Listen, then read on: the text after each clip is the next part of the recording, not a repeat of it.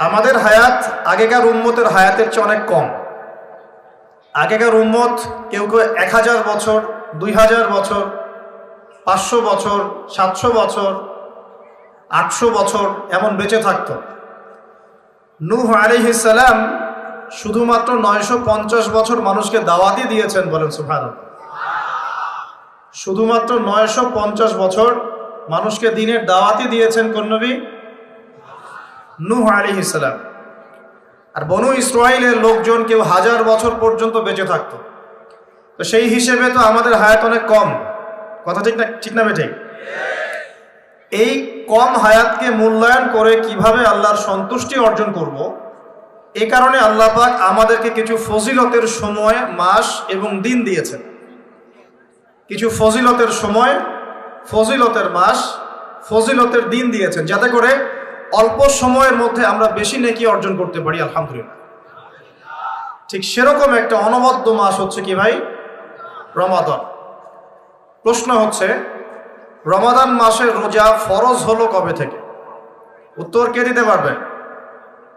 দেখি অডিয়েন্সের মধ্যে। আলেম ওলামারা? মেরাজ থেকে না, উত্তর ভুল। অডিয়েন্সের মধ্যে কে বলতে পারবেন রমজান মাসের রোজা কবে ফরজ করা হয়েছে?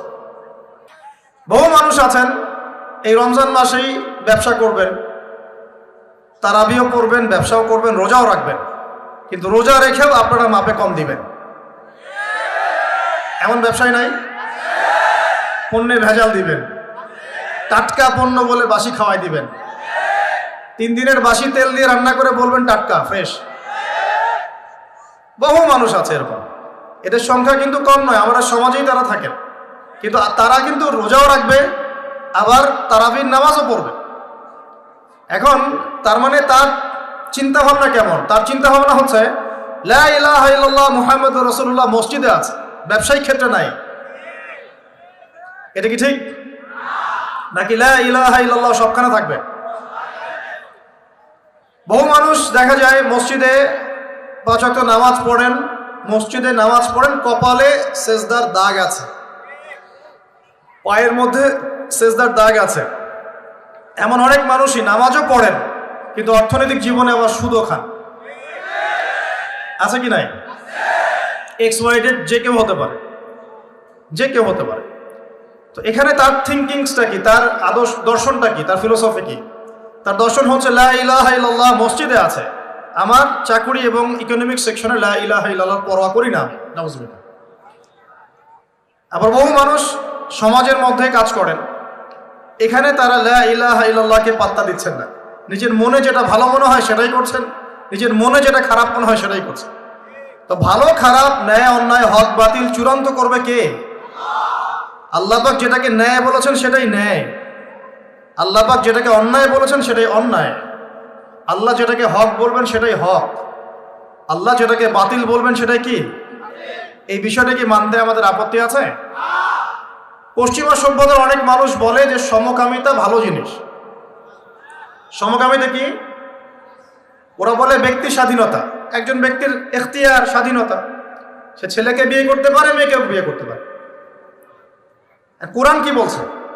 কোরআন বলছে এটা এত জঘন্য পাপ যে পাপের কারণে আল্লাহ একটা কওমকে আকাশে উঠিয়ে পাথর বর্ষণ করে জমিনে দফন করে দিয়েছে, কওমে লূত। তাহলে মানুষের চিন্তা আল্লাহ পাকের ওহীর মধ্যে পার্থক্য হলো না? পার্থক্য হলো কিনা? তাহলে এখন ন্যায় অন্যায়, হক বাতিল কে ফিক্স করবে, আমি নাকি আল্লাহ রাব্বুল আলামিন? বহু মানুষ মাদক দ্রব্যটাকে অনেকে হালাল মনে করে খায়, হালাল মনে করে। আবার অনেকে খায়, কিন্তু এটা যে বড় মাপের কবিরা গুনাহ এটা সে বিশ্বাস করে না, চিন্তা করে না। তো মাদক হালাল না হারাম, ভালো না মন্দ, এই ডিসিশন কে নিবে? আমি না আল্লাহ? অনেকে জেনা করি, নাউজুবিল্লাহ। ফ্রি মিক্সিং এর মধ্যেও জেনা হয়, ছেলে মেয়েদের সাথে অবাধে জেনা হয়। এই যুগটা কিন্তু জেনারই যুগ। এখন জেনাকে উস্কে দেওয়া হচ্ছে। এখন তো দেখলাম যে ধর্ষকদের গ্যাং বের হয়েছে, গ্যাং। এরা মেয়েদেরকে টার্গেট করে করে ধর্ষণ করে, টার্গেটেড গ্যাং। কিশোর গ্যাং যেমন, এরকম ধর্ষণ গ্যাং আছে। আর মেয়েদেরকে ভুলিয়ে ভালিয়ে, প্রেমের কিছু প্রস্তাব দিয়ে ভুলিয়ে ভালিয়ে মেয়েদেরকে বিছানায় নিয়ে যায়, নিয়ে গিয়ে অবৈধ সম্পর্ক করে এটার ভিডিও ধারণ করে পরবর্তীতে মেয়ে এবং মেয়ের পরিবারকে ব্ল্যাকমেইল করে। এরকম গ্যাং বের হয়েছে। সমাজের প্রত্যেক বাড়ির কর্তা, ভাই, স্বামী এবং মা বোনদেরকে আমি আমার পক্ষ থেকে সতর্ক থাকার অনুরোধ করব। কোনো অবস্থাতেই নিজেদের পরিবারের সম্মান যেন নষ্ট না হয়। আর যদি এমন অপরাধ প্রমাণিত হয় অবশ্যই প্রশাসনের দ্বারস্থ হবেন এবং চক্ষু লজ্জা বাদ দিয়ে বিচারের আওতায় আনার চেষ্টা করবেন। আল্লাহ পাক তৌফিক দান করুন। তো আমি একটা কথার দিকে ফোকাস করছিলাম যে দেখুন, ন্যায় অন্যায়, হক বাতিল, সত্য মিথ্যা কে নির্ধারণ করবে? আমাদের কাছে যেটা ভালো মনে হয় সেটাই সবসময় ভালো নয়। আল্লাহর কাছে যা ভালো মনে হবে সেটাই ভালো। আল্লাহর কাছে যেটা খারাপ সেটাই খারাপ। রাসূলের কাছে যা ভালো সেটাই ভালো। রাসূল যাকে খারাপ বলেছেন সেটা কি? খারাপ। সিম্পল। এই জিনিসটা চিন্তা করলেই ব্যাস আত্মসমর্পণ করা সহজ হবে ইনশাআল্লাহ। এখন আল্লাহ রাব্বুল আলামিন আমাদেরকে এই দ্বীন ইসলাম দিয়েছেন। দ্বীন ইসলামের ভিত্তি কি? কোরআন এবং হাদিস। ইসলামের ভিত্তি কি? কোরআন এবং হাদিস। নবী সাল্লাল্লাহু আলাইহি ওয়াসাল্লাম বিদায় হজের ভাষণে বলে গেছেন, তারাকতু ফীকুম আমরাইন, আমি তোমাদের মাঝে ছেড়ে গেলাম দুটো বস্তু। কয়টা বস্তু ভাই? লান তাদিল্লু মা তামাসসাকতুম বিহিমা, তোমরা কোনোদিন পথভ্রষ্ট হবে না যতদিন পর্যন্ত এই দুটোকে আঁকড়ে ধরে থাকবে। এক, কিতাব আল্লাহ, আল্লাহর কিতাব মানে আল কোরআন, ওয়া সুন্নতে নবীহি, এবং তার নবীর সুন্নাত মানে হাদিস। কোরআন এবং সুন্নাহ নবী সাল্লাল্লাহু আলাইহি ওয়াসাল্লাম রেখে গেলেন, আমাদেরকে বললেন দুটোকে শক্ত করে আঁকড়ে ধরে থাকতে। অন্য হাদিসে নবীজি বলছেন মারির দাঁত দিয়ে কামড়ে ধরে থাকবে। মারির দাঁত দিয়ে কামড়ে ধরবে, কারণ সামনের দাঁত দিয়ে কিছু কামড়ে ধরলে টান দিলে বের হয়ে আসে। মারির দাঁত দিয়ে কামড়ে ধরলে অত সহজে টান দিলে বের হবে না। তো নবীজি বলছেন কোরআন এবং সুন্নাহকে মারির দাঁত দিয়ে কামড়ে ধরে থাকবে। এখন আমরা যে বিষয় থেকে এখানে আসলাম, যে আল্লাহ রাব্বুল আলামিন আমাদেরকে যে পুরো জীবন দিয়েছেন, এই জীবনের মধ্যে যৌবন যত গুরুত্বপূর্ণ, আমাদের পুরো বছরের মধ্যে রমজান মাস কিন্তু তার চাইতে বেশি গুরুত্বপূর্ণ। রমাদানের সওম ফরজ হয়েছে দ্বিতীয় হিজরিতে। কত হিজরি ভাই? দ্বিতীয় হিজরি আবার কি? আল্লাহর নবীর নবুয়ত জীবন 23 বছর। কত বছর? এই 23 বছরের প্রথম 13 বছর তিনি ছিলেন মক্কায়। কোথায়? পরের 10 বছর ছিলেন কোথায়? মদিনায়। এই যে মদিনায় হিজরত করলেন তিনি, হিজরত মানে স্থানান্তরিত হলেন। এই হিজরতের প্রথম বছরটাকে বলা হয় প্রথম হিজরি, হিজরতের দ্বিতীয় বছরটাকে বলা হয় দ্বিতীয় হিজরি। এই দ্বিতীয় হিজরিতে আল্লাহ রাব্বুল আলামিন রমজান মাসের রোজাটা ফরজ করেছে। তার আগে কি ফরজ ছিল তাহলে? তার আগে ফরজ ছিল আশুরা রোজা। কিসের রোজা?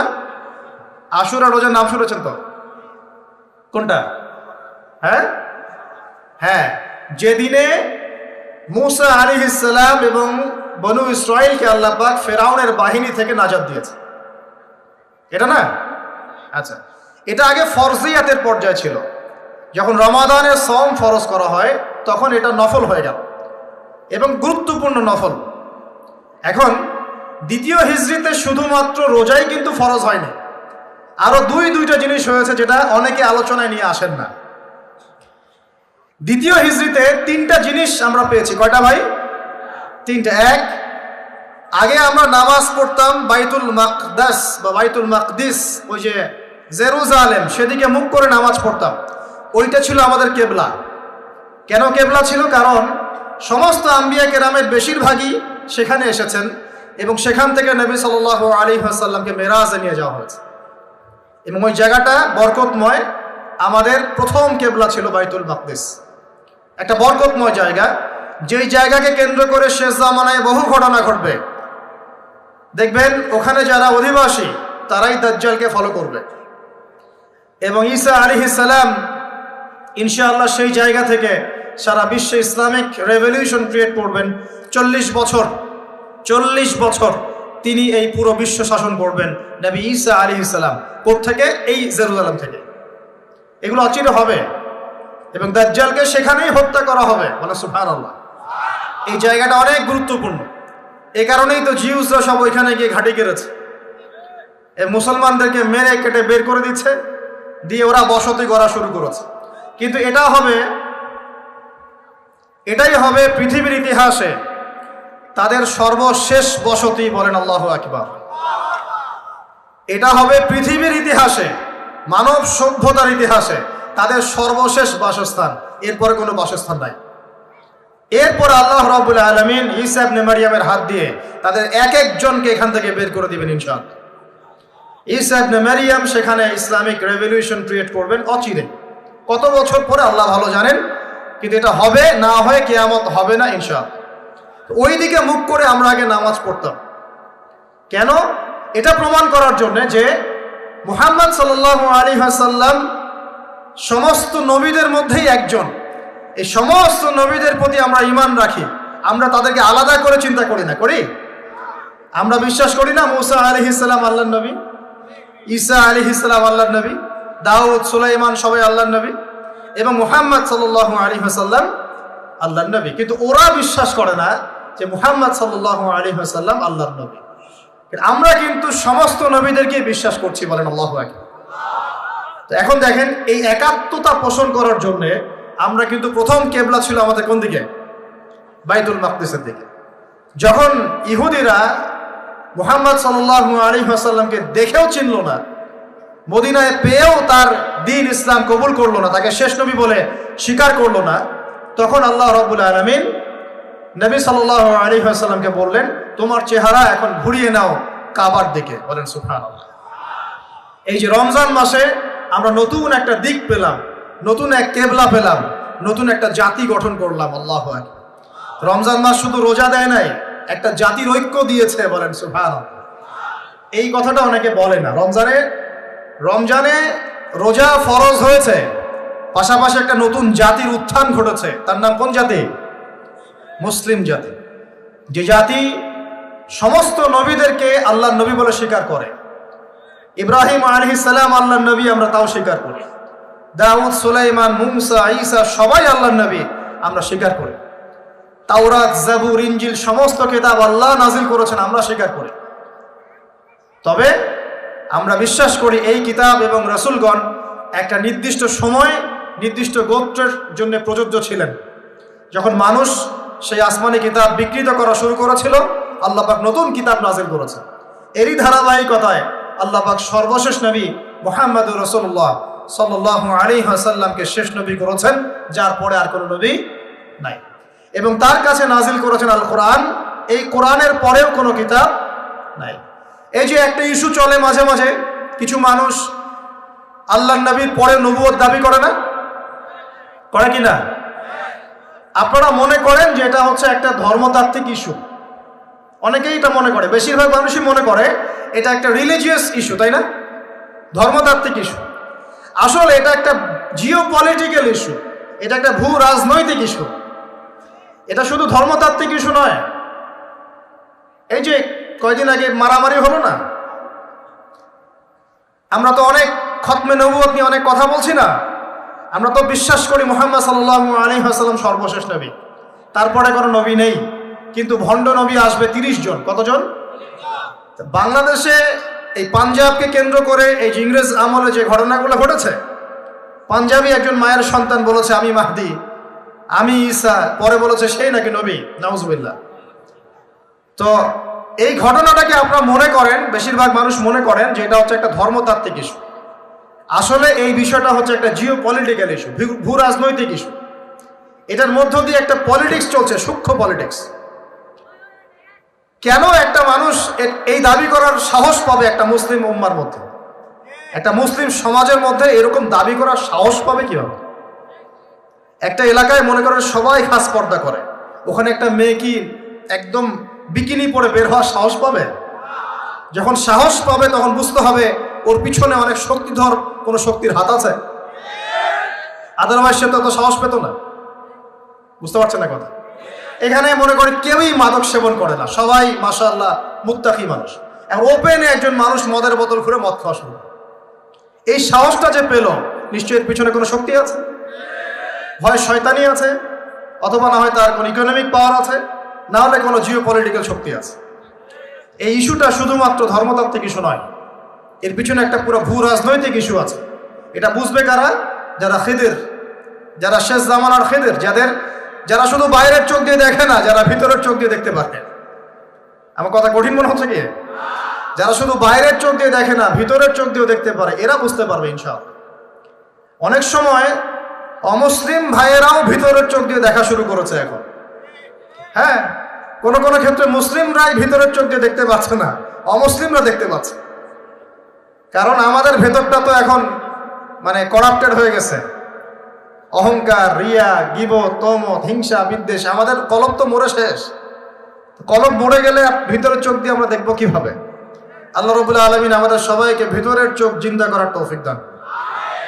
প্রিয় ভাইরা, রমজান মাসে শুধু রোজা ফরজ হয়নি, সর্বপ্রথম যেটা হয়েছে কেবলা পরিবর্তন করে দেয়া হয়েছে। কেবলা পরিবর্তন মানে কি? কেবলা পরিবর্তন মানে হচ্ছে একটা নতুন জাতিগত উত্থান, বলি আল্লাহু আকবার। এরপরে আমরা আর পিছনে ফিরে তাকাই নাই।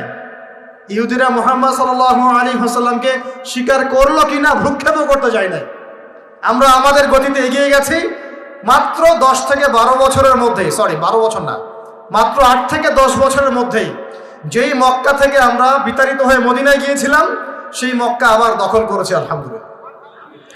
শুধু সেই মক্কাই নয়, ওই মক্কা থেকে আমরা প্রায় অর্ধেক বিশ্ব শাসন করেছি আলহামদুলিল্লাহ। কেবলা পরিবর্তন মানে নতুন এক জাতির উত্থান। আমরা কি রমজানে জাতিগত উত্থান দেখতে পারবো ইনশাআল্লাহ? তো একটা জাতি কখন উন্নতি করবে? যখন জাতির জনগণ ভিতর থেকে মুত্তাকি হবে, আমরা ভিতর থেকে নামাজি হব, আল্লাহওয়ালা হব, আমানতদার হব, সৎ হব, আমরা হারাম ছেড়ে দিব, দুর্নীতি ছেড়ে দিব, অন্যের ক্ষতি করব না, একটা সম্প্রীতির সমাজ গড়ব, তখন না আমরা ইনশাআল্লাহ উত্থান করবো, নাকি ভাই? যদি আমরা একে অপরের সাথে হানাহানি, মারামারি, কাটাকাটি করি, হিংসা, বিদ্বেষ, গীবত, তহমত, হারাম খাই, মাপে কম দেই, দুর্নীতি করি, অন্যের ক্ষতি করি, হ্যাঁ, হত্যা, রাহাজানি, ছিনতা, এগুলোতে লিপ্ত থাকি, এই জাতিকে উন্নতি করতে পারবে ভাই? সবচেয়ে বড় কথা, যদি আমরা জ্ঞান অর্জন না করি, আমরা কি উন্নতি করতে পারবো? শুধু কি অর্থ দিয়ে উন্নতি করা যায়? উন্নতির মানদণ্ড কি বলেন তো? জ্ঞান। জ্ঞান উন্নতির মানদণ্ড কি? জ্ঞান। জ্ঞান ছাড়া উন্নতি নাই। শুধু টাকা দিয়ে উন্নতি করা যায়? যায় না। আল্লাহ রাব্বুল আলামিন আমাদের সবাইকে দ্বীনের জ্ঞান অর্জন করার তৌফিক দান করুন। তো রমজানের প্রথম কি পেয়েছেন? কেবলা পরিবর্তন। এবার বলা হয়েছে পুরো মাস সওম রাখবেন। আল্লাহু আকবার। পুরো মাস। এবং এই মাসে আল্লাহ রাব্বুল আলামিন আরেকটা জিনিস মুসলিমদেরকে দিয়েছিলেন, সেটা হলো, খুব খেয়াল করে দেখবেন, এই যে কোরআন খুলবেন, দেখবেন পরপর 3 পৃষ্ঠায় 3টা আয়াত আছে, ব্যাক টু ব্যাক 3 পৃষ্ঠায় 3টা আয়াত। একটা কুতিবা আলাইকুমুল কিসাস, তোমাদের উপর কিসাসকে ফরজ করা হলো। কিসাস কি? ওই যে কেউ হত্যা করলে ইসলামিক কোর্ট তাকে হত্যা করবে, কেউ কারো চোখ তুলে ফেলেছে, ইসলামিক কোর্ট তারও চোখ তুলে ফেলবে, কেউ কারো হাত কেটেছে, ইসলামিক কোর্ট তারও হাত কেটে ফেলবে। মানে চোখের বদলে চোখ, হাতের বদলে হাত, জানের বদলে জান, এটাকে বলা হয় কি? কিসাস। দেখবেন কোরআনে সূরা বাকারায় পরপর 3 পৃষ্ঠায় 3টা কুতিবা আলাইকুম আছে। 3 পৃষ্ঠায় 3টা কুতিবা আলাইকুম মানে ফরজ করা হলো। এক কুতিবা আলাইকুমুল কিসাস, তোমাদের উপর কিসাসকে ফরজ করা হলো। আর আল্লাহ পাক বলছেন, তোমরা যদি এই কিসাসটা করতে থাকো, এর মধ্যে জীবন নিহিত আছে, তোমরা বুঝতে পারছো না। কারণ একজন খুনি মানুষকে আপনি যদি এক্সেস দেন সমাজে চলার, ও আরো 10টা খুন করবে কিনা? যখন ওকে বিচারের আওতায় নিয়ে আসবেন, দেখবেন সব ঠান্ডা হয়ে গেছে। অতএব কিসাসের মধ্যে কি আছে? জীবন আছে, জীবন আছে এর মধ্যে। তার পরের পৃষ্ঠায় গিয়ে দেখবেন কুতিবা আলাইকুমুস সিয়াম, তোমাদের উপর রমজান মাসে রোজাকে ফরজ করা হবে। কামা কুতিবা আলাল্লাযীনা মিন ক্বাবলিকুম, যেমন করে তোমাদের পূর্ববর্তীদের উপরেও রোজাকে ফরজ করা হয়েছিল, লাআল্লাকুম তাত্তাকুন, যাতে তোমরা মুত্তাকি হতে পারো। রমজানের সওমের উদ্দেশ্য কি তাহলে? মুত্তাকি হওয়া, আল্লাহ ভীরুতা অর্জন করতে পারো, এটা উদ্দেশ্য। ঠিক তার পরের পৃষ্ঠায় গিয়ে দেখবেন কুতিবা আলাইকুমুল কিতাল আছে, তোমাদের উপরে যুদ্ধকে ফরজ করা হয়েছে, এটাও আছে দেখবেন। ঠিক এই কারণেই রমজান মাসে বদরের যুদ্ধ সংগঠিত হয়েছে। বলেন আল্লাহু আকবার। এই যে 2য় হিজরি কথা বলছি, এই 2য় হিজরিতেই কেবলা চেঞ্জ করা হয়েছে, 2য় হিজরিতেই রমজানের সওম ফরজ করা হয়েছে, 2য় হিজরিতেই বদরের যুদ্ধও হয়েছে। সুবহানাল্লাহ। 3টার মধ্যে মিল পাচ্ছেন? এই 3টাই কোরআনের পরপর 3 পৃষ্ঠা আছে। কুতিবা আলাইকুমুল কিসাস, কুতিবা আলাইকুমুস সিয়াম, কুতিবা আলাইকুমুল কিতাল। এটার মধ্যে একটা মিল আছে না? তার মানে রমজান মাস আমাদেরকে শেখাবে একটা জাতিগত ঐক্য। রমজান মাস শেখাবে কোরআনকে সময় দেয়া, কোরআনের হক আদায় করা। রমজান মাস শেখাবে আমাদেরকে অন্যায়ের বিরুদ্ধে প্রতিবাদ করা। কারণ এখানে আবু জেহেল অন্যায় করেছিল না, নাকি মুসলিমরা অন্যায় করেছে? আবু জেহেলের বাহিনী ছিল বদর যুদ্ধে এই প্রান্তে, আর মুসলিম বাহিনী এই প্রান্তে। এই দুই প্রান্তের বাহিনীর মধ্যে কারা অন্যায় করেছিল, কারা জালেম? আবু জেহেলদের বাহিনী জালেম নয়? তো রমজান মাস কি চেতনা নিয়ে আসলো? জালেমের বিরুদ্ধে দাঁড়িয়ে যাওয়ার চেতনা নিয়ে আসলো। কথা কি বুঝতে পারছেন? এখন আমরা কিন্তু ব্যক্তিগতভাবে আগে সবাই জালেম হয়ে গেছে, তাই না? আমরা সবাই জালেম না? সবাই আমরা দোয়া করি কি, রব্বানা যালামনা আনফুসানা, আল্লাহ আমরা আমাদের নফসের উপর জুলুম করেছি। নামাজে কি পড়ি, আল্লাহুম্মা ইন্নী যালামতু নাফসি, আল্লাহ আমি আমার নফসের উপর জুলুম করেছি। তার মানে প্রথম আমি নিজেই তো জালেম। আমি আপনি আমরা সবাই জালেম, আমরা সবাই নিজেদের নফসের উপর জুলুম করেছি। নামাজ পড়ি নাই, যাকাত দেই নাই, দান সদকা করি না, কোরআন তেলাওয়াত করি না, তাসবিহ তাহলিল করি না, পর্দা করি না, হালাল খাই না, অন্যের ক্ষতি করি, সুদ খাই, ঘুষ খাই, জেনা করি, হ্যাঁ মিথ্যা কথা বলি, গীবত করি, কত অন্যায় পাপে লিপ্ত আছে। আমরা কি জুলুম করি নাই? তাহলে রমজান মাসের চেতনা হবে নিজের উপর আগে কাজ করা, নিজের নফসের উপর কাজ করা। নিজে যদি জালেম হয়ে থাকে, জুলুম থেকে নিজেকে বের করে নিয়ে আসে। তাহলে প্রথম শিক্ষা কি ভাই? আগে আমরা নিজের নফসের উপর দেখব আমরা কি জুলুম করেছি নিজের নফসের উপরে। রমজান জালেমের বিরুদ্ধে দাঁড়ানোর মাস, আর সর্বপ্রথম জুলুম করেছে আমি আমার নফসের উপরে। আল্লাহ আমাদেরকে নফসকে সংশোধন করার তৌফিক দান করুন। এরপর দেখব পরিবারে জুলুম আছে কিনা, পরিবারে আল্লাহ এবং রাসূলের বিধানের এগেইনস্টে আমরা কেউ চলি কিনা। যদি চলে, এখানে সংশোধন করতে হবে। রমজান মাস এই শিক্ষা দিবে। এরপর দেখব আমার সেক্টর, আমি যেখানে কাজ করি, আমার সমাজ, আমার সংগঠন, আমার অমুক, আমার তমুক, এখানে জুলুম আছে কিনা। এখানে জুলুম থাকে রমজান মাসে, এই জুলুমের এগেইনস্টে আমাকে দাঁড়াতে হবে। এভাবে আস্তে আস্তে যত বড় পর্যায়ে যাবেন, রমজান তত বড় শিক্ষা দিবে ইনশাআল্লাহ। তো রমজান কয়টা জিনিস দিয়েছে ভাই? প্রথমে তিনটা। এক, কেবলা পরিবর্তন, একটা জাতিগত উত্থান। দুই, কোরআন নাজিল হয়েছে এই মাসে। তিন, এই মাসে আবার বদর যুদ্ধ হয়েছে। তিনটা জিনিস। আর আজকে আমরা আলোচনা করব একটা জিনিস নিয়ে সংক্ষিপ্ত সময়ের মধ্যে, সেটা হলো কোরআন এবং রমাদান। একটু মনোযোগ দেন। খুব লম্বা আলোচনা করে আপনাদেরকে বিরক্ত করব না। যে কথাগুলো বলবো ইনশাল্লাহ আমি কিন্তু সারগর্ভ কথা বলার চেষ্টা করছি ইনশাআল্লাহ। দেখুন, আমরা একটু এবার চলে যাব সূরা কদর। সূরা কদরে কোন সূরা ভাই? আল্লাহ পাক বলেন, ইন্না আনজালনাহু ফি লাইলাতিল কদর, নিঃসন্দেহে আমি কোরআনকে নাজিল করেছি কদরের রাতে। কোন রাতে? ওয়া মা আদরাকা মা লাইলাতুল কদর, হে নবী মুহাম্মদ সাল্লাল্লাহু আলাইহি ওয়াসাল্লাম, আপনি কি জানেন কদরের রাত কি? লাইলাতুল কদরি খায়রুম মিন আলফি শাহর, আল্লাহ পাক বলেন কদরের রাত হচ্ছে হাজার মাসের চাইতে উত্তম। সুবহানাল্লাহ। তানাজ্জালুল মালাইকাতু ওয়ার রূহ, এই রাতে নাজিল হয়, অবতীর্ণ হন ফেরেশতা মণ্ডলী, আসমান থেকে সমস্ত ফেরেশতারা নেমে আসে। ওয়ার রূহ, এবং জিবরাইল আলাইহিস সালামও নেমে আসে। তানাজ্জালুল মালাইকাতু ওয়ার রূহু ফিহা বিইذনি রাব্বিহিম মিন কুল্লি আমর, এই রাতে আল্লাহ পাক তাকদীরের ফয়সালা করেন প্রত্যেকটা বিষয়ে। সালামুন হিয়া হাত্তা মাতলাইল ফজর, এবং ফজর পর্যন্ত এই রাতে শান্তি বিরাজ করে। শান্তি, শান্তি আর শান্তি। সুবহানাল্লাহ। এই রাতে যে ইবাদত করবে, হাজার মাস ইবাদত করার নেকি পাবে। কেন এই রাতটা কেন ইম্পর্টেন্ট? একটাই কারণ, এই রাতে আল্লাহ পাক কোরআন নাজিল করেছেন। কি নাজিল করেছেন? কোরআন। এখন আসেন, একটু মনোযোগ ধরে রাখেন। আল্লাহ পাক কোরআন নাজিল করেছেন লাইলাতুল কদরে। আর লাইলাতুল কদর কোন মাসে? শাবানে, রজবে না রমজানে? আবার বলছি, আল্লাহ বলছেন আমি কোরআন নাজিল করেছি লাইলাতুল কদরে। তো লাইলাতুল কদর কি শাবানে, রজবে না রমজানে? তার মানে লাইলাতুল কদর রমজানে। রমজানের কোথায়?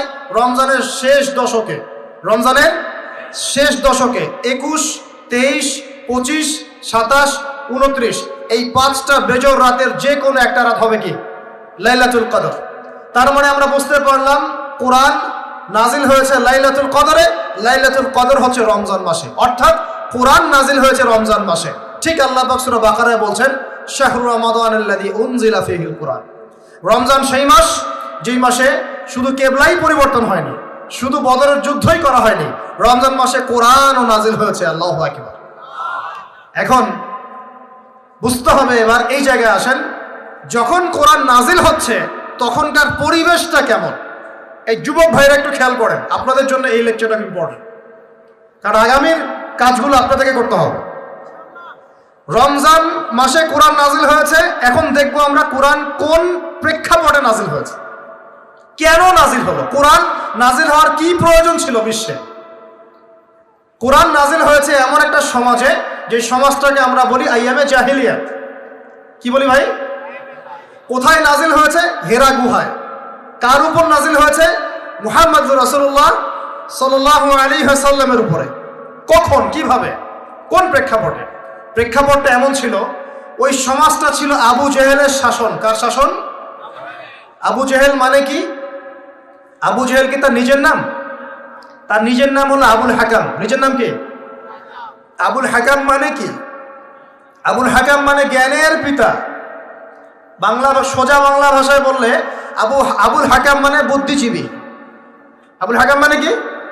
আমাদের সমাজে বুদ্ধিজীবীর অভাব আছে।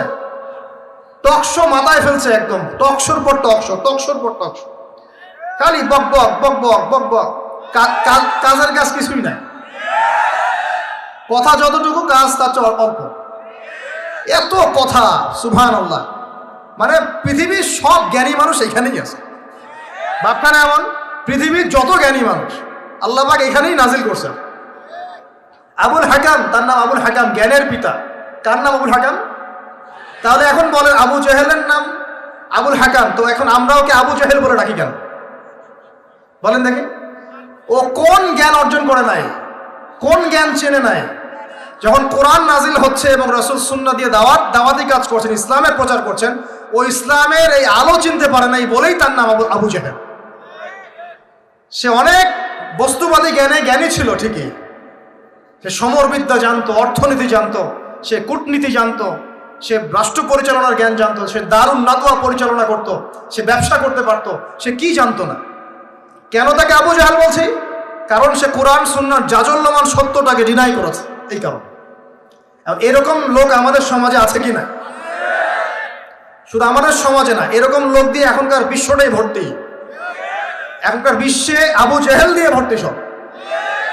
অর্থনীতি, জিওপলিটিক্স, ভূরাজনৈতিক প্রেক্ষাপট, philosophy, science, arts, commerce, medical science, engineering, এমন কোনো জ্ঞান নাই যে তার জানা নাই। কিন্তু কোরআন এবং সুন্নাহর জ্ঞানে মিসকিন, সত্য চিন্তা মিসকিন। ওযু করতে পারে না, গোসল করতে পারে না, নামাজের ফরজ ওয়াজিব জানে না, সুন্নত মুস্তাহাব বোঝে না, কোরআন তেলাওয়াতও করতে পারে না। একটা আয়াত তেলাওয়াত করতে দাঁত ভেঙে যাচ্ছে একেবারে। একটা আয়াত তেলাওয়াত করতে ওলামায়ে কেরামের সামনে বসলে একটা আয়াত তেলাওয়াত করতে 10টা ভুল বের করা যাবে। দিনের বেসিক জ্ঞান অর্জন করতে পারে না। আবু জেহেল কাকে বলে? এই ধরনের মানুষকে আবু জেহেল বলে। আবু জেহেল কাকে বলে? কন্টেন্ট বানা দিয়ে দিও অনলাইনে। আবু জেহেল কাকে বলে? আবু জেহেলের সংজ্ঞা কি? আর আবু জেহেলের যুগে কি ছিল ভাই? আবু জেহেলের যুগে অনেকদিন বলেছি, মেজর 5টা সমস্যা ছিল। কয়টা? মেজর 5টা। মাইনর সমস্যা অনেক, মেজর 5টা। এক, আবু জেহেলের যুগের বেশিরভাগ মানুষ শিরক করতো। কি করতো ভাই? লাত, উজ্জা, হবল, মানাত, এইসব মূর্তির পূজা করতো। এখন হয়তো মুসলিম সমাজে এটা নাই ঠিকই, কিন্তু মুসলিমরা এখন কবর মাজার পূজায় শুরু করেছে। করে নাই? মুসলিমরাও এখন নেক্সট শুরুতে ধোঁকা খাচ্ছে। শিরক তো আমাদের সমাজে চলছে। শিরক কি কেন আমি লেকচার দিয়েছি, দেখবেন মুসলিম সমাজে কত শিরক চলছে। রাস্তাঘাটে উঠতে বসতে, পেপার পত্রিকা খুললেই শিরক। পেপার খুলবেন, রাশিফল, সিংহ রাশি, কন্যা রাশি, দিনটা কেমন যাবে বিশ্বাস করলে মুশরিক হয়ে যাবে। রাস্তার পাশে টিয়া পাখি দিয়ে ভাগ্য পরীক্ষা করছে, হাতটা দেখে যান তো ভাই কি আছে, বললেই শিরক হয়ে যাবে। আংটি বিক্রি করছে, আংটি পরলেই রোগ ভালো হবে, হাতে দিল রোগ ভালো হবে এই উদ্দেশ্যে, মুশরিক। হাতে দিয়েছে রোগ ভালো হবে, আমার ডায়াবেটিস ভালো হয়ে যাবে, বিসমিল্লাহ, ব্যাস মুশরিক, নাউজুবিল্লাহ। এই আকীদা নিয়ে পড়লেই মুশরিক। মুসলিম সমাজে অহরহ শিরক আছে। বাসায় মা বোন যারা আছে অনেকেই দেখা যায় চুল আশ্রয়, চিরুনি পরে গেলে বলে আজকে মেহমান আসবে। কি আসবে আজকে? মেহমান আসবে আজকে, বললেই শিরক। বাসা থেকে বের হচ্ছেন, আপনার পাঞ্জাবিটা একটু আটকে গেছে, আপনার স্ত্রী বলছে একটু বসে যান, অমঙ্গল হতে পারে, বসেন, বাস মুশরিক, শিরক হয়ে গেল। মুসলিম সমাজে রন্ধ্রে রন্ধ্রে শিরক। এখন আবু জাহেলের যুগে শিরক ছিল, এগুলো বলতে থাকলে এটা নিয়ে আলোচনা করতে হবে। আলোচনার টপিক আমার আজকে অন্যরকম। আবু জেহেলের যুগে কি ছিল ভাই? শিরক ছিল, সমাজে রন্ধ্রে রন্ধ্রে শিরক ছিল। এখনকার সমাজেও শিরক আছে। তারা লা ইলাহা ইল্লাল্লাহ না পড়ে শিরক করতো, আমরা পড়েও শিরক করি। আল্লাহ পাক আমাদের সবাইকে শিরকের পাপ থেকে হেফাজত করুন বলি আমি। এই একটা পাপ যদি কেউ না করে ইনশাল্লাহ সে জান্নাতে যাবে, যতই পাপ করুক না কেন। জেনা করেছে, মদ খেয়েছে, মিথ্যা বলেছে, অনেক কিছু করেছে, শুধু শিরকের পাপ করে নাই, আল্লাহ তাকে মাফ করে দিবেন ইনশাল্লাহ। বিশ্বাস করলেন না কথাটা? নবীজি বলেছেন এই উম্মতের যে কোনো ব্যক্তি যতই পাপ করুক না কেন আল্লাহ পাক সমস্ত পাপ মাফ করতে পারেন, কিন্তু শিরকের গুনাহ আল্লাহ পাক মাফ করবেন। তওবা করে যদি মারা না যায় মাফ করবেন। একটা এক্সাম্পল দিয়ে বোঝাচ্ছি, তাহলে ক্লিয়ার হয়ে যাবে। মনে করেন কেউ একজন জেনা করেছে, তওবা করার সুযোগ হয় নাই, মারা গেছে, নাউজুবিল্লাহ। এখন আল্লাহ পাক কিয়ামতের মাঠে এই জেনার পাপটা মাফ করে দিতে পারেন, যদিও সে তওবা করে নাই। আল্লাহ পাক এই পাপটাও মাফ করতে পারেন। কিন্তু একজন ব্যক্তি শিরক করেছে, তওবা করে নাই, কিন্তু এই অবস্থায় যদি কাল কিয়ামতের মাঠে আল্লাহর সাথে সাক্ষাৎ করে, আল্লাহ তার গুনাহ মাফ করবেন। এই শিরক আর অন্য পাপের এই হলো পার্থক্য। তাহলে সবচেয়ে কোন বিষয়টা থেকে আমাদের বেঁচে থাকা উচিত ভাই? শিরক কি ও কেন? একটা বই পাওয়া যায়, কিনে নেবেন। কিতাবুত তাওহীদ একটা বই আছে, পড়ে নেবেন। কোরআন সুন্নাহর আলোকে বিশুদ্ধ আকীদা, এরকম অনেক বই পাওয়া যায়। আর আকীদা সংক্রান্ত একটা অনবদ্য বই হলো আল আকীদা আত-তাহাওয়িয়া। এই 4-5টা বই পড়লে আপনার শিরকের কনসেপ্ট ক্লিয়ার হয়ে যাবে ইনশাআল্লাহ। আল্লাহ পাক আমাদেরকে পড়াশোনা করার তৌফিক দান। এবার আসেন, আবু জেহেলের যুগে ছিল সুদ। সুদ বোঝেন কিনা? 100 টাকা দিলাম 105 টাকা দেওয়া লাগবে। 1 লাখ টাকা দিলাম 1,01,000 টাকা দেওয়া লাগবে। 1,01,000 টাকাও যদি দেন ওই 1 টাকাই সুদ। সুদ তো আমরা বুঝি না। এখন তো পেপার মানির মধ্যেও সুদ আছে, ইলেকট্রনিক মানির মধ্যেও সুদ আছে। সামনে একটা আসবে অচিরেই, ক্রিপ্টোকারেন্সি, বিটকয়েন, ওটার মধ্যেও সুদ থাকবে। আর সুদ ভিত্তিক ইকোনমিক সিস্টেম দিয়ে পুরো বিশ্বটাকে অক্টোপাসের মতো একদম পেঁচিয়ে ধরা হয়েছে। মানে এটা যদি ওয়ার্ল্ড হয়, এটাকে চেপে ধরছে এভাবে, সুদ দিয়ে এভাবে চেপে ধরছে। আপনি বেরিয়ে হইতে পারবেন না এখান থেকে, বের হতে পারবেন না।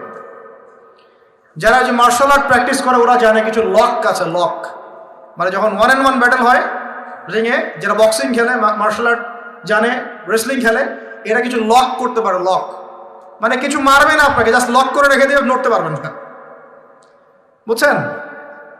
তো এরকম লক করে রেখে দিছে পুরো বিশ্বটাকে। এখন সুদ, বেরোতে পারবেন না আপনি। বের হতে পারবেন কোথায়?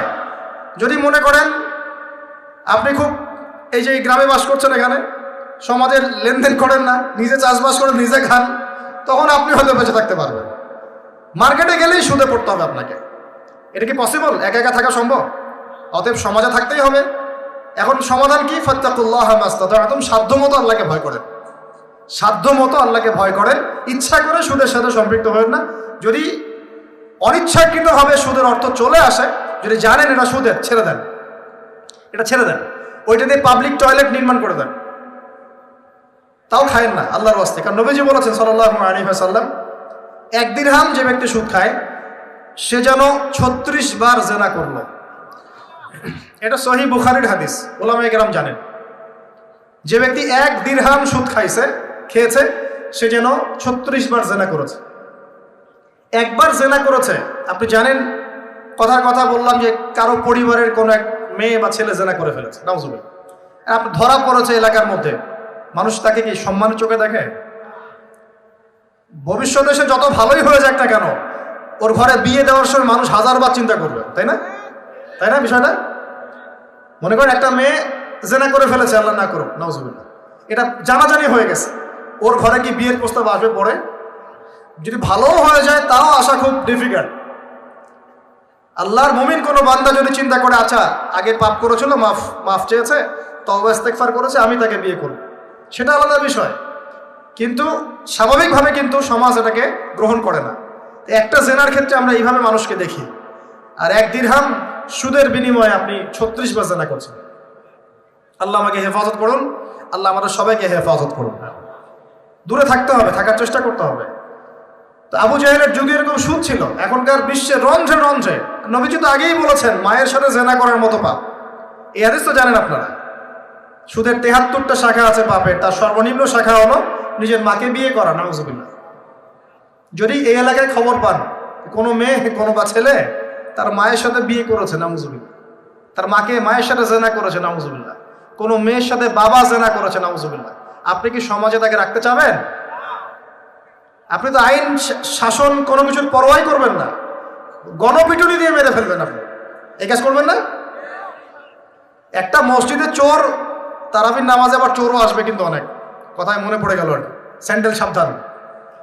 তো তারাবির নামাজে অনেক চোর আসে না? অনেকে তো মসজিদের দান বাক্স শুদ্ধে নিয়ে চলে যায়। কি ইনসাফ আমাদের সমাজে! মসজিদের ফ্যান লক করে রাখতে হয় তালা দিয়ে, বাইরে মসজিদের ফ্যান লক করে রাখতে হয় তালা দিয়ে, খাঁচার মধ্যে। তো মসজিদেও চোর যায়। এখন চোর ধরা পড়ে গেলে কি পিটুনিটা পিটান আপনারা! মসজিদে একটা চোর যদি ধরা পড়ে, সবাই মিলে কি পিটুনি দেওয়া শুরু করে। এটা কিন্তু অনৈতিক কাজ, জানেন? এভাবে সবাই মিলে গণধোলাই দেওয়া জায়েজ নাই। তাকে নির্দিষ্ট প্রশাসনের কাছে হস্তান্তর করতে হবে। যদি এখন বলেন প্রশাসন বিচার করছে না, সেটা তাদের ব্যাপার। ও যদি ফাঁকফোকর দিয়ে বের হয়, সেটা ওদের ব্যাপার, এই করার দায়ভার তাদের। আপনি যদি নিজের হাতে শাসন তুলে নেন, সমস্যা আছে। এভাবে ইসলাম এটাকে জায়েজ করে না। ওর হাত কেটে ফেলার বিধান আছে, তাই না, কোরআনে? এটা আপনি করতে পারবেন না। এটা ইসলামিক আদালত করবে, ইসলামিক আদালত। সবাই যদি আইন হাতে তুলে নেয় তাহলে তো সমাজে বিশৃঙ্খলা হবে। এই জন্য এই সুযোগটা ইসলাম দেয় নাই। প্রমাণ হলে তাকে সোপর্দ করতে হবে প্রশাসনের কাছে। এখন দেখেন, একটা স্যান্ডেল চোরকে যে পিটানি দেন, এখন একটা লোক যদি মায়ের সাথে জেনা করে, নাউজুবিল্লাহ, কি মাইটটা মারবে মানুষটাকে। এখন সুদের মধ্য দিয়ে নবীজি বলছেন সবচেয়ে নিম্ন পাপ হলো নিজের মায়ের সাথে জেনা করা, বলি নাউজুবিল্লাহ। আমরা অ্যাভেলেবেল কাজগুলো করছি, এই বোধোদয় আমাদের হচ্ছে না, কারণ কলব মরে গেছে। কলব কি হয়েছে ভাই? মরে গেছে। কলব জিন্দা করতে হবে। কলব জিন্দা করার জন্যই রমজান, কলব জিন্দা করার জন্যই কোরআন, এবং কলব জিন্দা করার জন্যই বেশি বেশি মওতের ফিকির আর আল্লাহর জিকির বেশি বেশি করা। আল্লাহ পাক তৌফিক দান করুন। তো আবু জাহেলের যুগ ছিল সুদের যুগ। কিসের যুগ? 1 নম্বর, আবু জাহেলের যুগ ছিল শিরকের যুগ। 2, আবু জাহেলের যুগ ছিল সুদের যুগ। 3, আবু জাহেলের যুগ ছিল মাদকের যুগ। কিসের যুগ? এখন নাই? কম না বেশি? সুবহানাল্লাহ। রাস্তাঘাটে দেখি ছোট ছোট ছেলে পেলে এই যে প্লাস্টিকের ভিতরে কি কি জানি খায়, ছোট ছোট ছেলে, একদম ছোট কচি কাঁচা বাচ্চা। এদের ভবিষ্যৎ নিয়ে ভাববেটাকে? আমাদেরকে ভাবা উচিত না ভাই? আমাদের যুবকদের মধ্যে বড় একটা অংশ আজকে মাদকের ভয়াল থাবায় ডুবে গেছে, যায় নাই? এদেরকে ফেরাতে হবে না? ফেরানোর জন্য আমি আমার পক্ষ থেকে একটা খালি নসিহত করবো, একটা নসিহত, অনলি একটা। সারা দুনিয়ার মাদক যদি সেবন করো, তোমার মনের কষ্ট দূর হবে না। মাদকের কাছে গিয়েছে কেন? আমি বলছি কেন গিয়েছে জানেন? এক সঙ্গদোষ, কোনো খারাপ সার্কেলে পড়েছে, বলেছে আয় একটু সিগারেটে টান দে, কি সমস্যা? ও একদিন টান দেওয়া শুরু করেছে, পরে আস্তে আস্তে আস্তে আস্তে অভ্যস্ত হয়ে গেছে।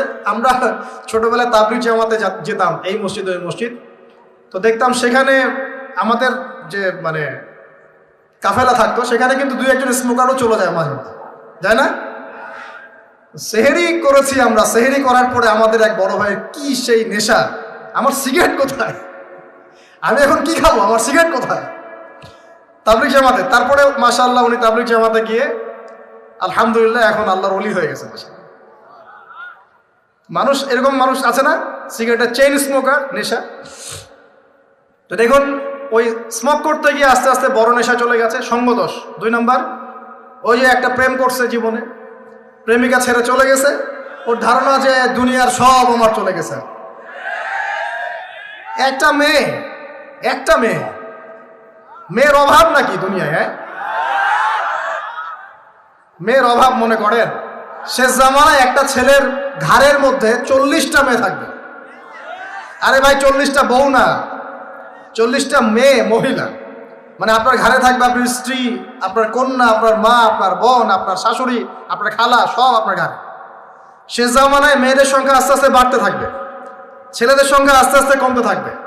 যুদ্ধ বিগ্রহ বেশি হবে, ছেলে মানুষ একটু বেশি মারা যায় না, বাইরে চলাফেরা বেশি করে, অ্যাক্সিডেন্ট আছে, রোড অ্যাক্সিডেন্ট, এই সেই, যুদ্ধ বিগ্রহ। এমনি গড়াইও ছেলেদের কম, আর ছেলেদের জন্মহার কিন্তু মেয়েদের চেয়ে কম। কারণ শিশু ছেলে মারা যায় বেশি, মেয়েরা মারা যায় কম। ছেলেরা এমনিতেই সংখ্যায় কম হবে, আর শেষ জামানায় মেয়েদের সংখ্যা আরো বেশি বাড়তে থাকে। একটা মেয়ে চলে গেছে, ব্যাস আপনি জীবনটা নষ্ট করে ফেললেন। কি হয়েছে? আর এগুলো কিন্তু কোনো ভালোবাসা না, এগুলো হচ্ছে একটা আবেগ। এটার নাম কি ভাই? এটা জাস্ট একটা আবেগ। অনেক হুজুর দেখি এখন প্রেম বিশেষজ্ঞ হয়ে আপনাদেরকে ওয়াজ করে। হ্যাঁ, দেখা হইলে আমি বলবো তার সাথে যে এইসব প্রেমের সুরসুরি মার্কা ওয়াজ বন্ধ করতে। এগুলো দিয়ে যুবকদের উপকার হচ্ছে না। কারণ বিয়ে না করলে সংসার বুঝবেন কিভাবে?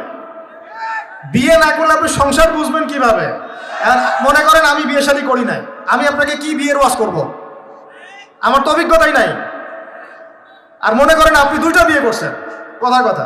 এখন আপনি বলবেন বাপ রে বাপ, এই কাজ ভাই আমি করছি, আপনারা করতে যান। কারণ আপনার অভিজ্ঞতা হয়েছে, অভিজ্ঞতা থেকে মানুষ শেখে না। তো সুরসুরি মার্কা ওয়াজ দিয়ে কি মানুষকে শেখানো যাবে?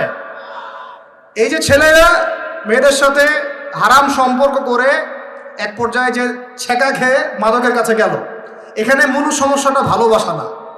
এখানে মূল সমস্যাটা ছিল আপনি আপনার নফসের কাছে হেরে গেছেন।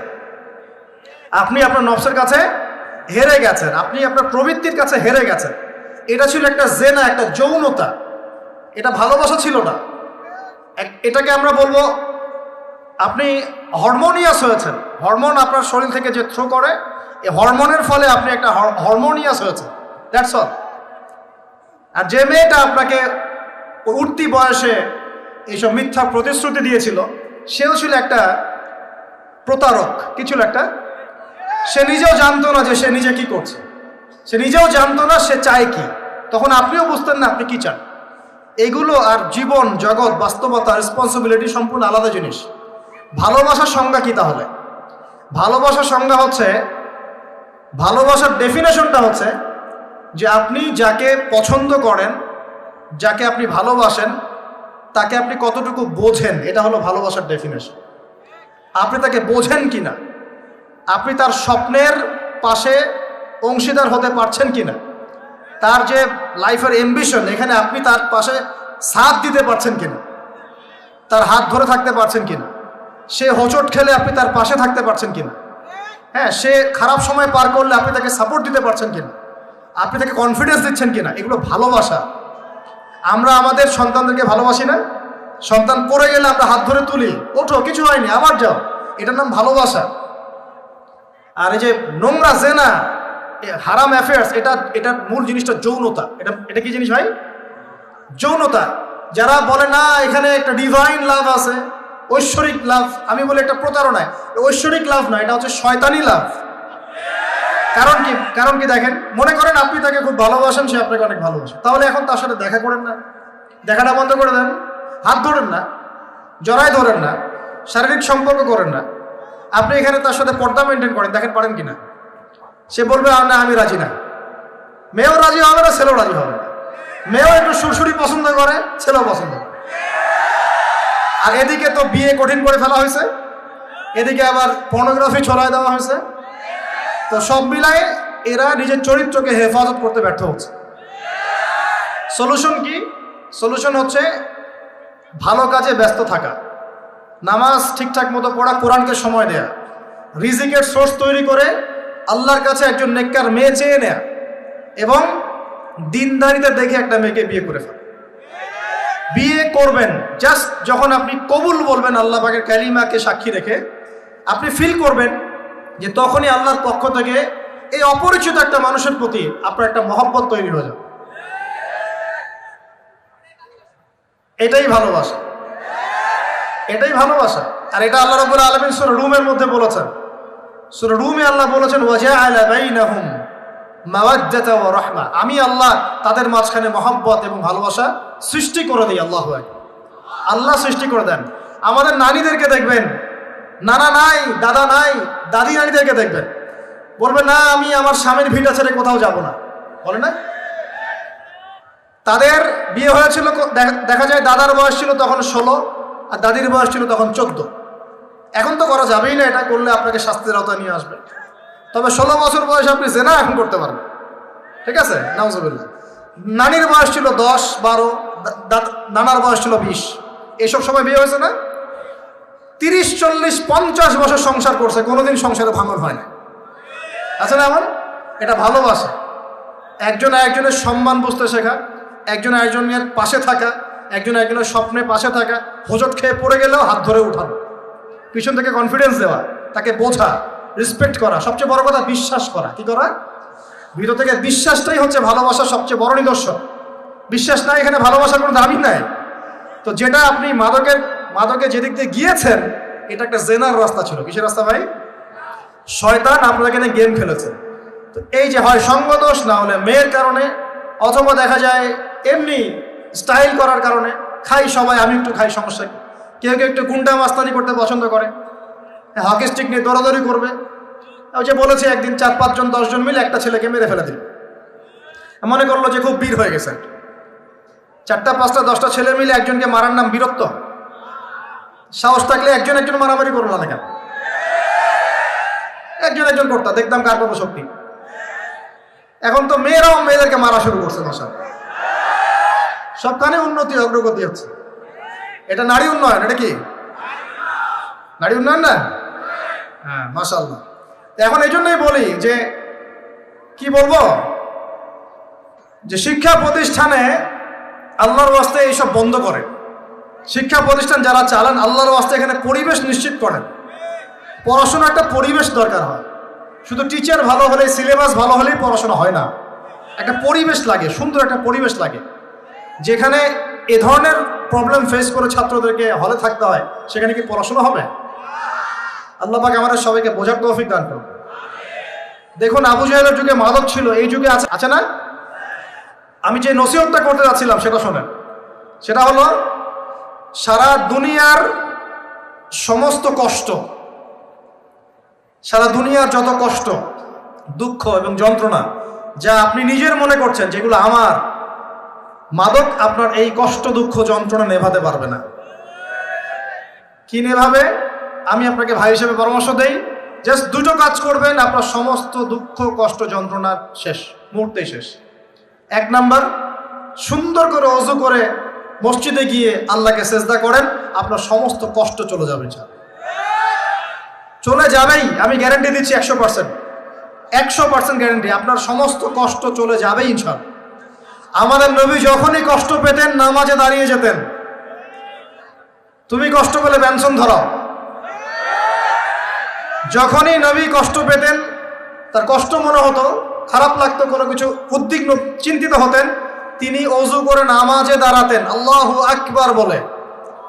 আর তুমি গ্যাস লাইটার বের করেই ব্যাস ধরিয়ে টান দেওয়া শুরু করো। অনেস্টলি বলেন দেখি, ওটা টানলে কি কষ্ট কমে? কষ্ট কমে না? পারে, আরো বাড়বে। যত আপনি জিয়ে রাখবেন তত বাড়বে। একটা মজার কথা বলে আমি আস্তে আস্তে শেষের দিকে যাবো, আলোচনা কিন্তু আর লম্বা হবে না, রমাদান দিয়ে শেষ করবো। শোনেন, এক ব্যক্তি খুব বেশি কাঁদে, তো ওই ব্যক্তির সামনে গিয়ে একজন একটা কৌতুক বলছে। কৌতুকটা বলছে, সেই ব্যক্তি বলছে, আমি এই কৌতুক বহুদিন শুনছি, এই কৌতুক শুনে আমি অনেকদিন হাসছি, একই কৌতুক কতবার আমাকে শোনাও। তখন সেই ব্যক্তি বলছে, দ্বিতীয় ব্যক্তি, যে একটা কৌতুক শুনে যদি তুমি বারবার হাসতে না পারো, তাহলে একই দুঃখের কথা মনে করে বারবার কাঁদো কেন? কথা বুঝতে পারছেন না? ঘটনা তো গন, কে শেষ, ওটা আমার জীবন থেকে ওভার। ওর সাথে আপনার অতীতের সাথে আপনার এখনকার কি সম্পর্ক? এখনকার আপনি নতুন মানুষ, এবং সেটা গন, কেস শেষ। অতএব মাদক আপনাকে সুখ দিবে না। সেজদা, ওযু করে সেজদা মানে নামাজ, এবং 2 সবচেয়ে আমার সবচেয়ে ফেভারিট জিনিস, সেটা হলো আল কোরআন তেলাওয়াত। আল কোরআন অর্থ বোঝেন চাই নাই বোঝেন, আপনি তেলাওয়াত করতে থাকেন, মনের সব কষ্ট চলে যাবে ইনশাআল্লাহ। এমন একটা শান্তি ফিল করবেন, এই শান্তির কথা যদি ওই যে পশ্চিমারা জানতো না, তাহলে এখানেই বোম মারা শুরু করতে পারত। কথা বুঝতে পারছেন? আল্লাহ আমাদেরকে বোঝার তৌফিক দান করুন। 1 নাম্বার সবক, আবু জাহেলের যুগে কি ছিল ভাই? শিরক। আবু জাহেলের যুগে 2 নাম্বার কি ছিল ভাই? সুদ। 3 নাম্বার কি ছিল ভাই? 4 নাম্বার ছিল মেয়েদের অবমাননা। এটা আমাদের এখানে নাই। এটা নিয়ে আজকে আর কথা বলতে পারতেছি না, রুচি নাই, সময় নাই। সমাজের রন্ধ্রে রন্ধ্রে এখন মেয়েদের উপর নির্যাতন না? ধর্ষণ, জেনা, ব্যভিচার, পরকীয়া বাড়ছে না? বেহায়াপনা বাড়ছে না? ওই যে ছেলেদের পোশাক পরে মেয়েরা ঘুরছে না? নোংরামি, ফাহেসা কাজ বাড়ছে না? এই কারণেই তো ভূমিকম্প আসবে। এই কারণে কি আসবে? ভূমিকম্প আসবে তো, আমি তো জানি আসবে ইনশাআল্লাহ, কবে আসবে সেটা জানি না, কিন্তু যে পাপগুলোর কারণে এগুলো আসে এটা দেখা যাচ্ছে। আল্লাহ আমাদেরকে হেফাজত করুন বলি আমিন। নারীর অবমাননা সমাজে রন্ধ্রে রন্ধ্রে এখন। পাঁচ, একটা কথা বলি, অনেক সময় দাড়ি টুপি নিয়েও আমরা মেয়েদেরকে ঠকাচ্ছি। দাড়ি টুপি নিয়েও মেয়েদের সম্পত্তির অধিকার দিচ্ছি না, বোনের অধিকার দিচ্ছি না, মায়ের অধিকার দিচ্ছি না, স্ত্রীর অধিকার দিচ্ছি না। এগুলোও চলবে না। অন্যায় অন্যায়, সব ক্ষেত্রেই অন্যায়। 5 নম্বর, আবু জাহেলের যুগের মধ্যে ভাই গোত্রীয় হানাহানি, মারামারি, কাটাকাটি ছিল। আমাদের সমাজে নাই? বিশ্বের মধ্যে নাই? পলিটিক্যাল অঙ্গনে নাই? সমাজের মধ্যে নাই? ধর্মের মধ্যে নাই? এখন তো মসজিদও মারামারি করতেছে, তাই না? মাসআলা নিয়ে ঝগড়া করে আমি দেখেছি মসজিদেও মানুষ মার্ডার হয়েছে। মসজিদে আমরা ছোট ছিলাম একসময় দেখেছি কোন একটা মাসলা নিয়ে ঝগড়া হয়েছে, 2 দল হকি স্টিক নিয়ে আসছে, মারামারি করছে। জিহাদ, এটা কি? আস্তাগফিরুল্লাহ। তো মসজিদেও, ধর্মতাত্ত্বিক ক্ষেত্রেও, অর্থনীতিতে, রাজনীতিতে, সমাজে, সব জায়গায় এখন গোত্রীয় হানাহানিটা আছে কিনা? এখন বলেন আবু জাহেলের যুগের এই জাহেলিয়াত গুলো বর্তমান বিশ্বের মধ্যে আছে কিনা? এই রকম জাহেলি পরিবেশেই কোরআন নাজিল হয়েছে বলি আল্লাহু আকবার। তাহলে কেন এরকম পরিবেশে কোরআন নাজিল হলো? যাতে এই পরিবেশটা পরিবর্তন করা যায়, যাতে এই আবু জাহেলের এই জাহেলি পরিবেশটাকে দূর করে একটা আলোকিত সমাজ প্রতিষ্ঠা করা যায়। এজন্য কোরআন নাজিল হয়েছে বলি আল্লাহু আকবার। কোরআন শুধু তাবিজ করার জন্য নাজিল হয় নাই, পানি পড়া খাওয়ার জন্য নাজিল হয় নাই, 40 আর মিলাদ পড়ার জন্য নাজিল হয় নাই। ঘরের মধ্যে রেখে দিয়েছেন উপরে, মাসে বছরে একবারও খুলে বের করে দেখেন না, এই কারণে কোরআন নাজিল হয় নাই। আবু জাহেলের যুগ পরিবর্তন করার জন্য মুহাম্মদ সাল্লাল্লাহু আলাইহি ওয়াসাল্লাম চিন্তা করতেন কেমনে পরিবর্তন করব। হেরা গুহায় বসে তিনি চুপচাপ ভাবতেন। এই যে বলি আমরা হেরা গুহায় বসে তিনি ধ্যান করতেন, আসলে তিনি ধ্যান করতেন না। এখানে ধ্যান শব্দ না, শব্দ হচ্ছে মোরাকাবা। শব্দ কি? মোরাকাবা, আত্মপর্যালোচনা। মানে আমি কিভাবে এই জাহেলি মানুষগুলোকে চেঞ্জ করব, এই চিন্তা চিন্তা চিন্তা। এক পর্যায়ে আল্লাহ পাক কোরআন নাজিল করলেন। আল্লাহু আকবার। তার মানে কোরআন কেন নাজিল হলো? আবু জাহেলের যুগটাকে চেঞ্জ করার জন্য। এখন 23 বছর সময়ের পরে দেখেন তো, একটু এদিকে মনোযোগ দেন। 23 বছর পরের দিকে তাকান। 23 বছর পরে আবু জাহেলের যুগের মধ্যে কোনো শিরক আছে? কোনো সুদ আছে? মাদক আছে? মেয়েদের কোনো সম্মানহানি আছে? গোত্রীয় হানাহানি আছে? আবু জাহেল নিজেও আছে নাকি? ও তো নিজেও নাই। তার মানে পুরো সমাজটা পরিবর্তন হয় নাই। এইটার কারণেই কোরআন নাজিল হয়েছে, এই উদ্দেশ্যেই কোরআন নাজিল হয়েছে। কোন মাসে ভাই? রমজান। তাহলে এই রমজানের শিক্ষা কি? কোরআন পড়বো, কোরআন বুঝবো, কোরআন দিয়ে জীবন করব, কোরআন দিয়ে সমাজ পরিবর্তন করবো ইনশাআল্লাহ। আলোচনার দরকার আছে আর? এই হলো মূল কথা। এখন কিভাবে করব এটা আমি একটা পদ্ধতি বলে দিই, এটা বলে শেষ করছি। কিভাবে করব?